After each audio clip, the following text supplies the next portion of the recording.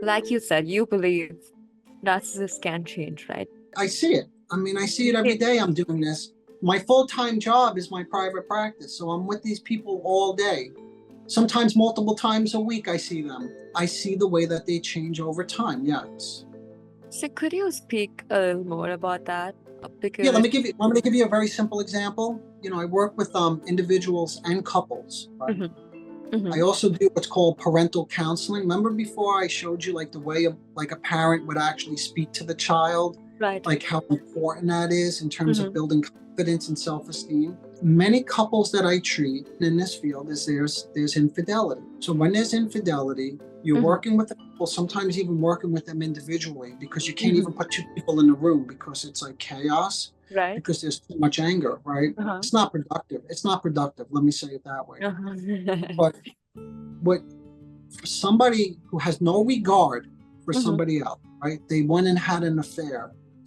Empathy could be something as simple as this. This is just like mhm, a simple example. They're trying to repair the relationship so they're together, okay? mhm, mhm, And one of them wants to go do something and the other one doesn't. Let's just say she says, I don't want to do that because it's going to make me uncomfortable. It reminds me of the place where you cheated. Something, I'm mhm. just making this up, okay? Right, right.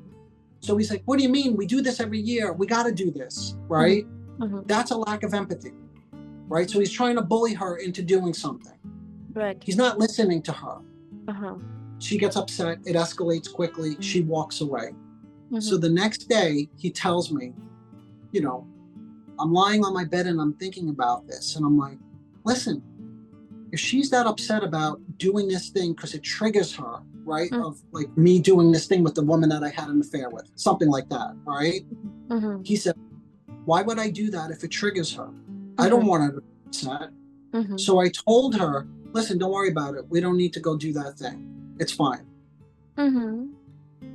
Okay. That's that's what I would call, I don't know if that's what you had in your mind, but that's what I would call the development of empathy.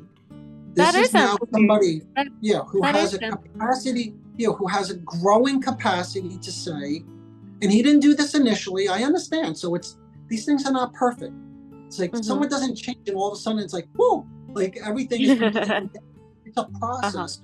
He didn't Right. do this initially. It took him like a day, but then he Mhm, had some space. See, there's the mhm, space, and a more mhm, regulated state of mind, lying on his bed. And he said, if this is going to trigger her and mhm, upset her, why would I do this? Why would I push this? So forget it. We're not going to do it. And then he tells her, and he gives up on the thing that he wants to do. In my mind, this thing is small, but this is a big shift. Like, this is amazing. A guy That who's is just having an affair, has no regard for his wife, all of a sudden is thinking about her. So true. does that make sense? Like as an example, or That makes sense. Like now you're pushing that person to think of their partner, even if it's small, it's significant because that's empathy.